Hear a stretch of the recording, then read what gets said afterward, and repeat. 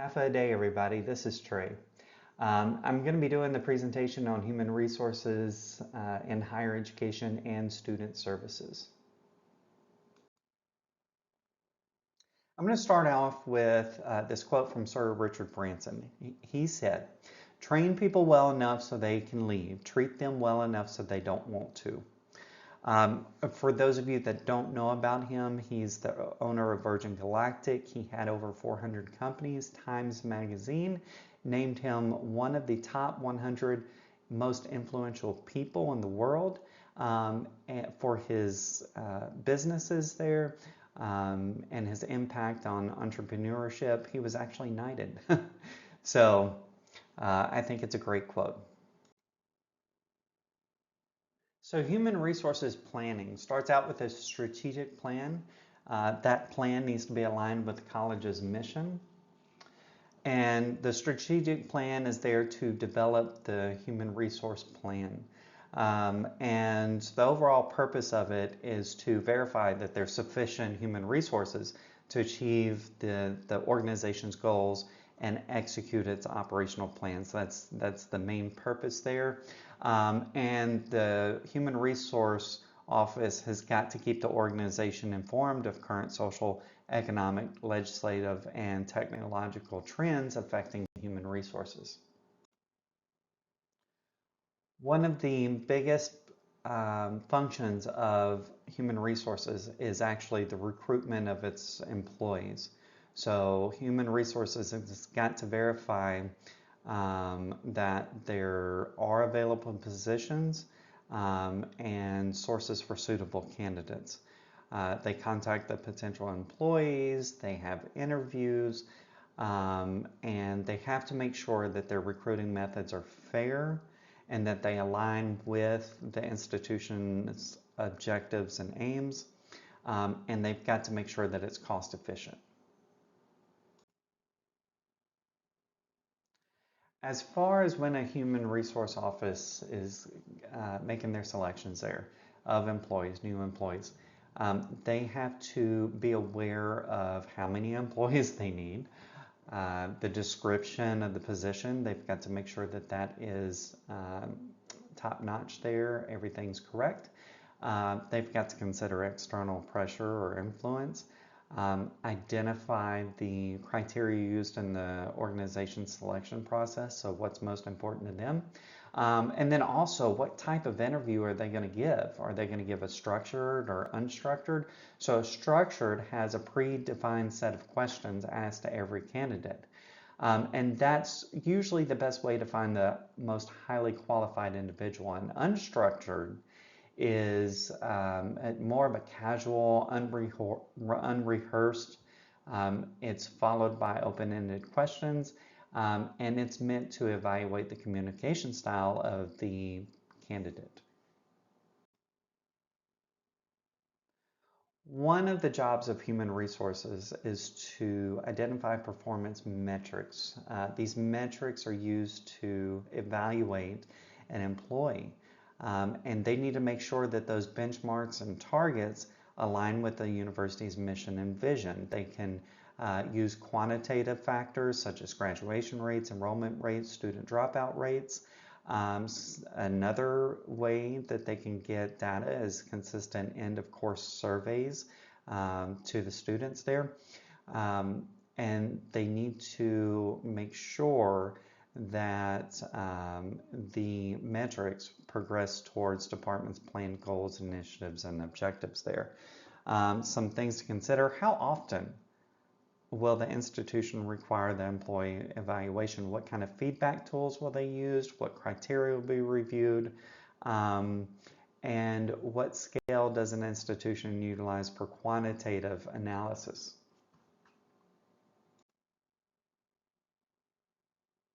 Another really important function of human resources is developing the employee training program there. Some of the training can be implemented individually or in a group scenario. Definitely with today's technology, digital platforms could be used to deliver training content. They need to consider the different methods of communication there. What are the deadlines to achieve this training? Do they align with the mission and vision of the university? What are their training costs? What are the overall goals? Frequency of training there, and then criteria for success. And the training needs to allow for honest self-criticism and assessment of an individual. Okay, so now I'm getting a little bit long-winded, so let's shorten this up. Career planning, this is another major function. Basically, the Human Resource Office needs to come up with a short-term, long-term professional goals with the employee and strategies to achieve those goals. The most important thing here is that they need to take into account the employee's interest, as that will often guide the professional and occupational development and ways to improve. Another really important function for a human resources office is to develop different ways for employees to participate, mainly in decision-making processes there, but also communicate amongst themselves. This definitely allows for creativity amongst staff. It increases quality of work between departments, and it also provides personal empowerment.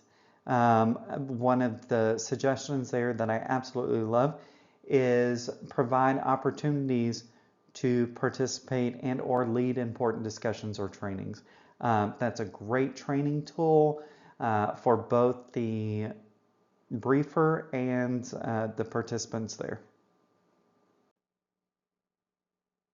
Another key function of human resources is to come up with a system to reward and recognize achievements.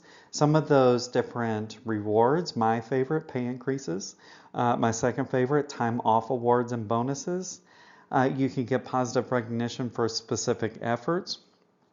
And these rewards, they help to increase employee longevity, help to foster healthy interagency competition, offers feedback to the employees that they're doing a great job, and allows for a greater sense of job security. And plus, you feel like those people in the picture there. Now we're going to go over some of the student services offices and why they are so important. One of the most important offices for a new student is the student admissions office. So they're the ones that are going to review and process applications for admission. They can give campus tours. That's a great idea to prospective students. They meet with students and their families. And student admittance relies on two main factors. So they have to look at college size and level of selectivity, and they provide ongoing support for enrolled students. The next really important place that the student is likely to go is financial aid, because somehow they're going to have to pay for this, either through FAFSA, scholarships, student loans, and basically the financial aid office is going to help the student figure out which ones that they can use responsibly there.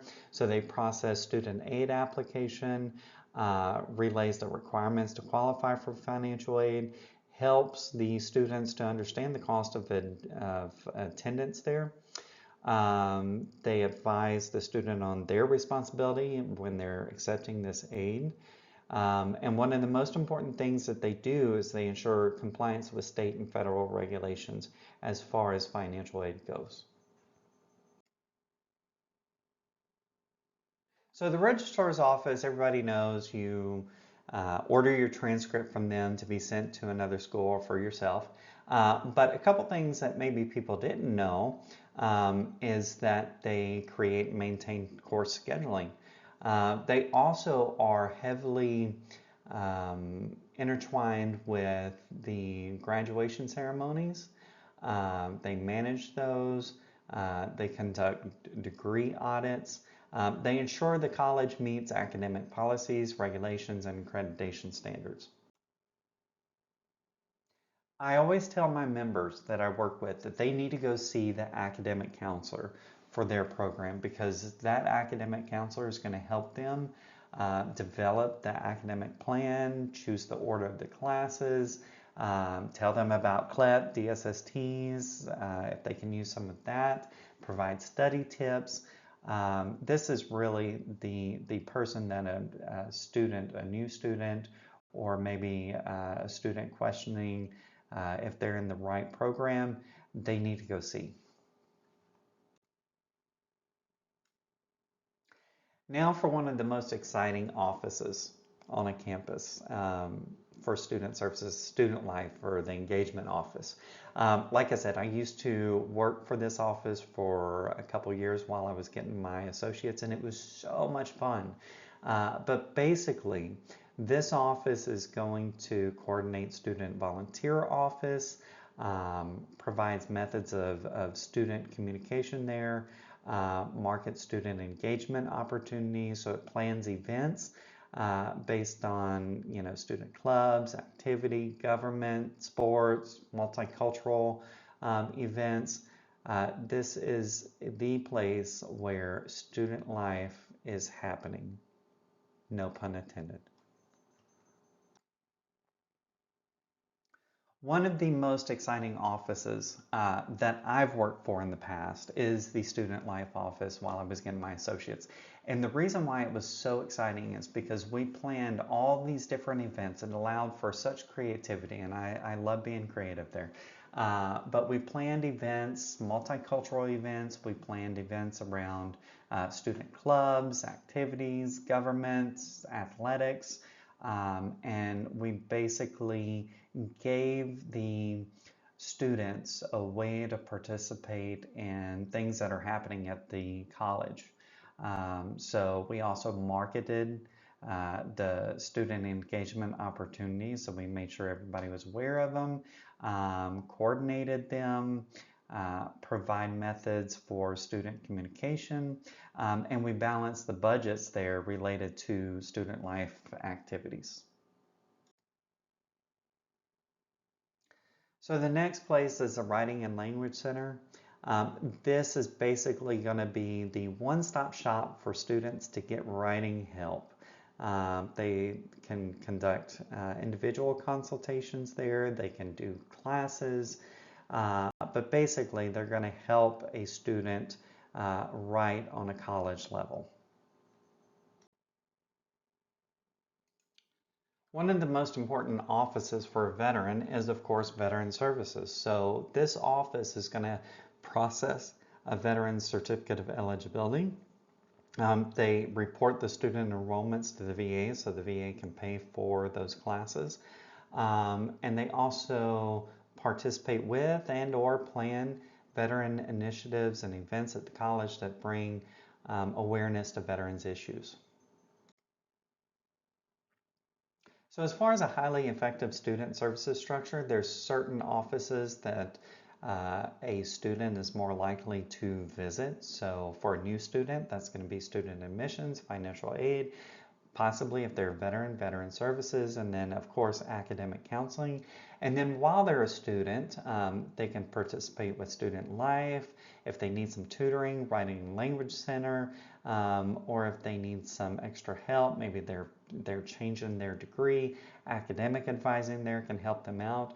And then of course when they graduate, the registrar's office, that's who they're going to get their transcript from. So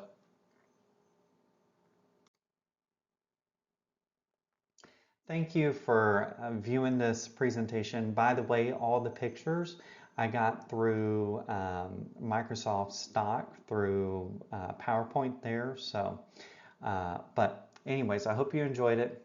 Have a good day. Bye.